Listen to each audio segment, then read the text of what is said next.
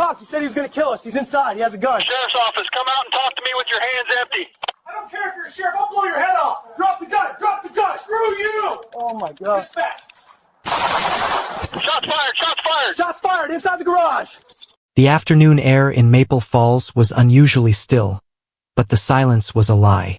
It was the kind of quiet that makes your skin crawl, as if the neighborhood itself was holding its breath.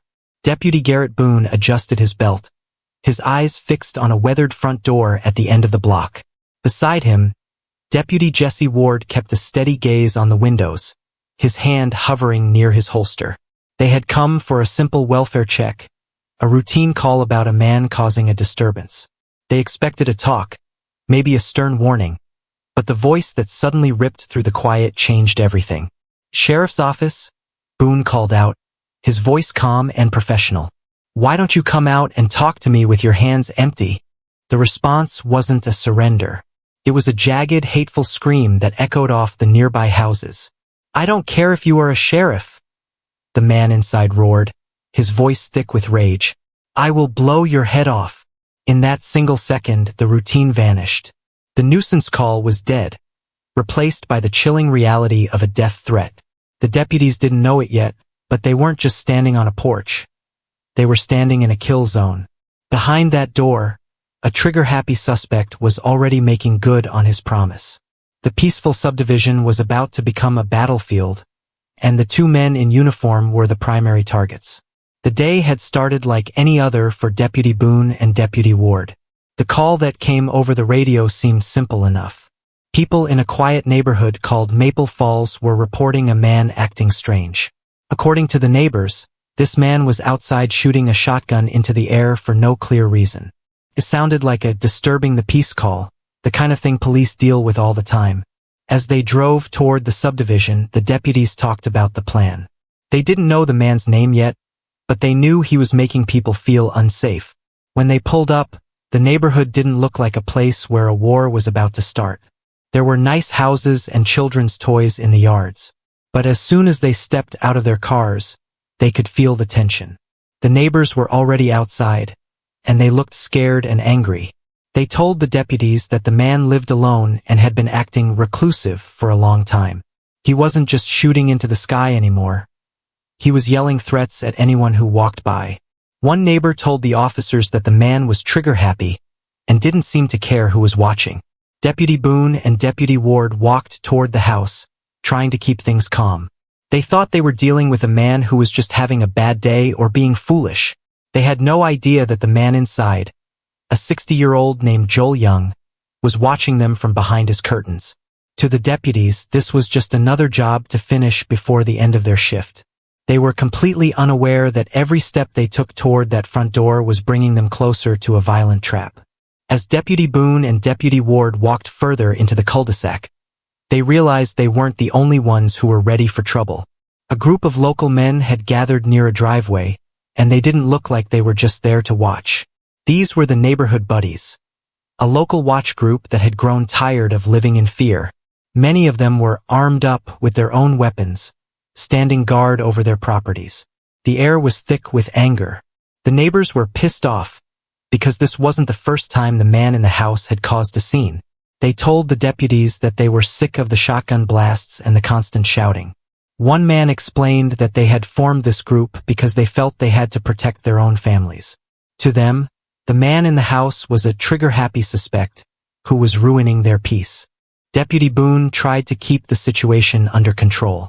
He saw that the neighbors were frustrated, but he didn't want a group of armed citizens taking the law into their own hands. He told them to stay back and let the professionals handle it. He even told one resident to go back in the house, because he didn't want anyone getting caught in the crossfire if things turned bad. Even though the deputies were trying to be the ones in charge, the neighbors stayed close. They watched every move the officers made. The watch group felt that the police didn't truly understand how dangerous their neighbor really was. While the deputies saw it disturbing the peace call, the neighborhood watch saw a ticking time bomb. This group of regular people was ready to fight, and they were just waiting for a reason to step in. As Deputy Boone and Deputy Ward spoke with the residents, the stories became much darker. One neighbor pulled the officers aside, his voice shaking with fear. He explained that this wasn't just a man being loud or annoying. It was much more serious. "This isn't the first time he's done this," the man whispered. He revealed that the neighbor, Joel Young, had made a terrifying promise earlier that very day. Young had looked at them and yelled that if anyone called the cops, he was going to kill them. The deputies listened closely as the neighbor described the escalation. The families in the area were terrified because their children were outside playing when they heard the shotgun blasts. When the parents told Young to stop shooting because of the kids, he didn't care. Instead, he yelled at them to go away and repeated his threat to kill them if they involved the police. The neighbors were so scared that they had already gone into their houses to get their own guns just to protect their families. Deputy Boone realized the danger was much higher than he first thought. He told the other officers over the radio that the subject appeared to be intoxicated and was definitely armed with a shotgun. Most importantly, Young knew the police were there and he simply didn't care. He had already told the neighbors, "Do it and I'll kill you," when they mentioned calling for help. The routine call had officially turned into a waiting game with a man who had already decided he was willing to commit murder. While Deputy Boone and Deputy Ward worked to gather more information, they met a neighbor named Wyatt Ledger. Wyatt wasn't just a worried resident. He was a combat veteran who had served in Afghanistan. He stood on his property with a calm but very serious look on his face. He told the officers that he had seen enough war to know when a situation was about to turn ugly. Wyatt explained that he had been watching his neighbor, Joel Young, for a while. He saw Young going back and forth into his house, yelling obscenities and acting completely unhinged. When Young threatened the neighborhood families, Wyatt didn't just hide. He decided it was time to protect his home and his neighbors from what he called terrorists, foreign and domestic. The veteran told the deputies that he had already armed himself with his own rifle. He wasn't looking for a fight, but he was more than ready to finish one if Young started shooting. Wyatt's presence changed the feeling on the street. While the deputies were trying to follow police rules, Wyatt was thinking like a soldier protecting a front line. Deputy Boone thanked Wyatt for the information but told him to let the police handle the cavalry that was coming to deal with the shooter. However, Wyatt stayed close by. He knew that in a small neighborhood like this, help could sometimes be too far away.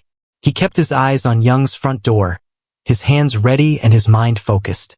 The deputies didn't know it yet, but having a veteran like Wyatt standing nearby was going to be the only reason they would make it out of the next few minutes alive. The air felt heavy as Deputy Boone and Deputy Ward stood near the front of the house. They were still trying to be patient, hoping Joel Young would listen to reason and come out to talk. But the silence from inside the home was suddenly broken by the sound of a door unlatching. Before either officer could react, the front door swung open, and the world exploded into chaos. Without saying a single word, Young appeared in the doorway and immediately leveled his shotgun at the deputies. A deafening blast ripped through the quiet neighborhood as he pulled the trigger, firing a round of birdshot directly at the officers. The force of the lead pellets hit both men in the face and head, sending them reeling backward. "Shots fired! Shots fired!" A voice screamed over the radio, but the sounds of the struggle nearly drowned it out. The ambush was so sudden and so violent that there was no time to find cover. Everything turned into a blur of gray smoke and sharp pain. Deputy Boone and Deputy Ward, who had started the day as the protectors of the community, were now bleeding and fighting just to stay on their feet. The routine call had officially become a life-or-death battle, and the shooter was just getting started. The world turned into a nightmare of sound and pain for Deputy Boone and Deputy Ward. The force of the birdshot hit them with such power that it felt like being punched by 1,000 tiny hammers. Deputy Boone felt the warm sting of blood running down his face, and his ears were ringing so loudly he could barely hear his own breathing. He tried to blink, but everything was becoming a red, blurry mess. Beside him, Deputy Ward was in even worse shape. "I'm losing vision," Ward groaned, his voice filled with a fear that no officer ever wants to feel. He reached out, trying to find something to hold onto as his left eye went dark. They were both hit in the head, trapped in the open with no clear way to see where the next shot was coming from. The professional deputies who had been in control just moments ago were now struggling just to stay conscious. They were not all right, and they knew it. Boone's mind raced as he tried to remember where his med kit was. But the pain made it hard to think. He knew they were sitting ducks if they stayed where they were. The shooter, Joel Young, was still behind his door, and the deputies were now the victims in a situation that was spiraling out of control. They were down, they were bleeding, and for the first time in their careers, they were completely helpless. Wyatt Ledger, the veteran neighbor, heard the blasts and didn't hesitate. While the deputies were reeling from their injuries, Wyatt realized the shooter was still active and the officers were completely exposed. He knew if he didn't act immediately, his friends and the officers would be killed. Wyatt grabbed his own rifle and stepped into the line of fire, not as a bystander, but as a protector. With the training he gained from his time in Afghanistan, Wyatt began to return fire toward Joel Young's house. He wasn't shooting to be violent. He was shooting to pin the gunman down. Every round Wyatt fired into the suspect's window forced Young to duck and stay away from the door.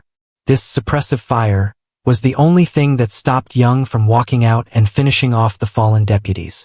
Other neighbors saw Wyatt's bravery and followed his lead. While Wyatt kept the shooter busy with his rifle, the other Good Samaritans rushed toward the bleeding officers. The sound of Wyatt's rifle gave them the cover they needed to move.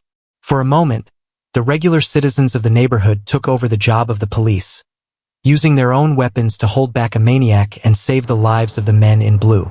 As Wyatt Ledger's rifle shots echoed through the street, the other neighbors sprang into action. They didn't have bulletproof vests or badges, but they had a garage, a solid place of safety. While Wyatt kept the shooter busy, two neighbors reached out and grabbed Deputy Boone and Deputy Ward, pulling them toward a nearby open garage door. Inside the garage, the air was cool and smelled like motor oil, a sharp contrast to the smoke and chaos outside. The neighbors quickly pulled the heavy metal door shut, locking out the world and the gunman.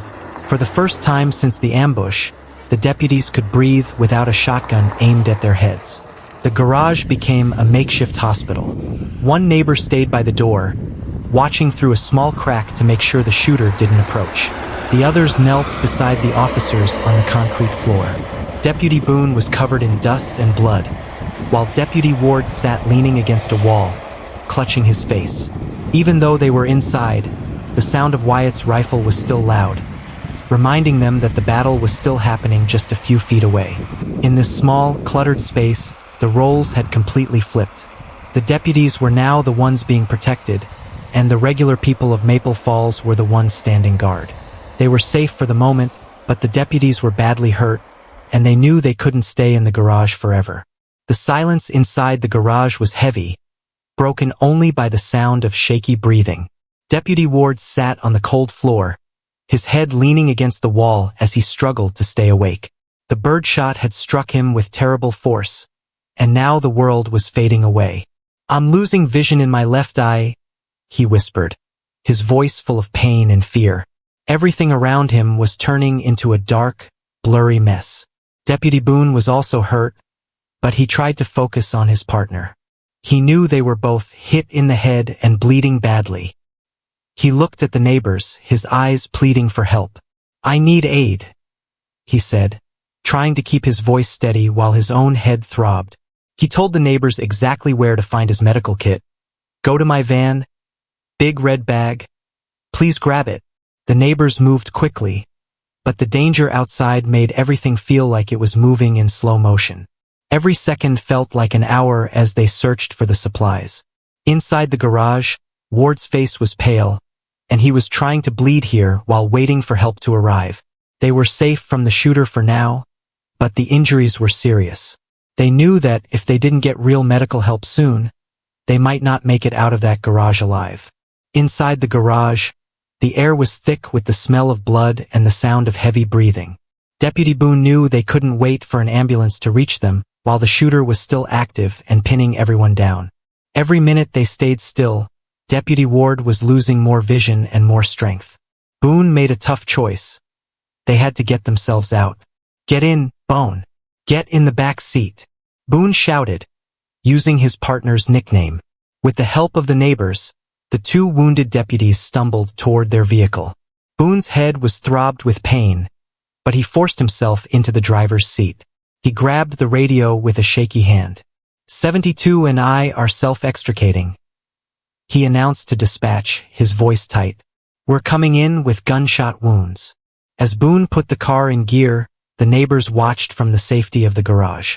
The deputies weren't waiting for a rescue team anymore. They were rescuing themselves. With blood blurred in his vision, Boone drove away from the house where the gunman was still hiding. They were leaving the battlefield behind, racing toward the fire hall where they hoped medical help would finally be waiting. They were battered and bleeding, but they were still moving, refusing to let the shooter win. While the wounded deputies were racing toward help, the rest of the police force was racing toward the neighborhood. The sound of shots fired had sent a wave of urgency through the entire county. Soon, the quiet streets of Maple Falls were filled with the roar of heavy engines and the flash of blue and red lights. This wasn't just a few more patrol cars. It was the full force of the sheriff's office. Huge armored vehicles, built like tanks, rolled onto the grass and blocked the roads. Officers in tactical gear, known as SWAT teams, jumped out and began to surround Joel Young's house. They moved with precision, taking positions behind trees and corners where they could keep an eye on every door and window. The leaders of the team studied maps of the area. They knew Young was still inside and that he had already tried to commit murder twice that day. They were prepared for a long standoff. They even made contact with the neighbors to make sure everyone else was in a safe spot before the big piece of armor moved closer to the front door. The cavalry that Deputy Boone had promised was finally there. The neighborhood was now a fortress, and there was no way for the shooter to escape. Every officer on the scene was focused on one goal: bringing the man who hurt their friends to justice without anyone else getting hurt. The massive police presence had turned the quiet street into a fortress, and Joel Young finally realized he could not hide forever. The front door of the house slowly creaked open. Armed officers stood behind their shields, their weapons trained on the entrance. "Show me your hands," they commanded, their voices booming through the neighborhood. Young stepped out onto the porch with his hands in the air, but he did not look like a man who was sorry for what he had done. As the officers moved in to place him in handcuffs, they noticed something chilling. Joel Young was laughing. Even after shooting 2 deputies and terrorizing an entire community, he seemed to think the situation was a joke. "You guys are really making a big scene," Young said as he was being led away in chains. He looked at the army of police officers and armored vehicles as if he had no idea why they were there. He acted like he was the victim, complaining that his neighbors were the ones who were crazy. The officers couldn't believe his reaction. While their friends were in the hospital fighting for their lives, the man who shot them was smirking and making jokes. Young was completely unscathed. Not a single scratch was on him despite the heavy gunfire that had taken place earlier. As the police car door slammed shut, the laughing finally stopped, and the trigger-happy suspect was driven away to a jail cell. As the smoke cleared and the police began to process the scene, the irony of the situation became clear to everyone involved. Despite the heavy exchange of gunfire and the fact that an entire neighborhood had been turned into a battlefield, Joel Young was completely unhurt. He didn't have a single scratch, bruise, or wound on him. While the 2 deputies were being rushed to medical care with lead pellets embedded in their faces, the man who caused the terror was perfectly healthy. The officers on the scene were stunned by Young's attitude as he sat in the back of the patrol car. He acted as if he were an innocent man being treated unfairly. He told the officers that his neighbors were freakish and crazy, even though he was the one who had opened fire on 2 lawmen. He even claimed that he wasn't a threat to anyone and just wanted to move somewhere else. It was a hard reality for the fellow officers to swallow. They looked at Young's house, which was riddled with bullet holes from the neighbors who had returned fire to save the deputies. The contrast was sharp. The villain was unscathed and complaining about his neighbors, while the heroes were in a hospital bed. Their lives and careers changed forever. Young was driven away to the jail, leaving behind a neighborhood that would never be the same. The battle in the streets was over, but a new fight was just beginning for Deputy Boone and Deputy Ward. After being rushed to the fire hall, the extent of their injuries became clear. Both men had been hit in the forehead and face by birdshot. The tiny lead pellets had caused serious damage, and the officers were in desperate need of specialized medical attention. The recovery was not quick or easy. For Deputy Ward, the fear of losing vision in his eye was a constant worry during the early days of his treatment. The doctors had to carefully work to repair the damage caused by the indiscriminate violence of the shooter. It took months of surgeries, physical therapy, and rest for the two men to heal from the physical wounds they received on that cold February day. Beyond the physical pain, there was also the mental weight of what had happened. They had to process the fact that their routine call had turned into an attempted murder in the blink of an eye. However, the support from the community and their fellow officers helped them stay strong. Day by day, they pushed themselves to get better. It took nearly a year of hard work and determination, but eventually, both Ryan Rathbun and Jason Thompson were able to make a full recovery and return to the duty they loved. The long road to recovery led to a moment of great pride for the entire community. In May of 2023, a special ceremony was held to honor the bravery shown during that terrible afternoon in Maple Falls. Deputies Ryan Rathbun and Jason Thompson stood tall as they were each awarded the State Medal of Honor. This is the highest award a law enforcement officer can receive for bravery, and it was given to them because they stayed calm and professional even after being struck by gunfire. The ceremony was a reminder that even though the deputies were the ones wearing the medals, they weren't the only heroes that day. The officials spoke about the Good Samaritans, who risked their own lives to save the officers. It was a day to celebrate the bond between the police and the people they protect. The neighborhood that had once been a kill zone was now a symbol of strength and unity. For the deputies, the medals were a symbol of their survival and their commitment to the job. They had gone through the worst day of their lives and came out stronger on the other side. As they looked out at the crowd, they knew they weren't just officers anymore. They were part of the family of Maple Falls. The long process of law finally moved toward its end as Joel Burke Young remained behind bars at the Skagit County Jail. He was charged with several serious crimes, including 2 counts of attempted first-degree murder for the ambush on the deputies. Even though he had pleaded not guilty, the evidence from the body cam footage and the many neighbors who watched him shoot was very strong. As of early 2024, Young was still waiting for his trial to begin. The community could finally rest easier knowing that the man who had turned their quiet street into a zone of needless terror was no longer a threat. The indiscriminate violence that had once ruled the cul-de-sac was replaced by a sense of safety and justice. For the people of Maple Falls, the story did not end with the arrest. It ended with the knowledge that when things were at their worst, they stood together. The Good Samaritans had saved their protectors, the deputies had returned to their families, and the man who tried to take it all away was finally facing the consequences of his actions. Peace had returned to the neighborhood, and the heroes, both in uniform and in hoodies, would never be forgotten.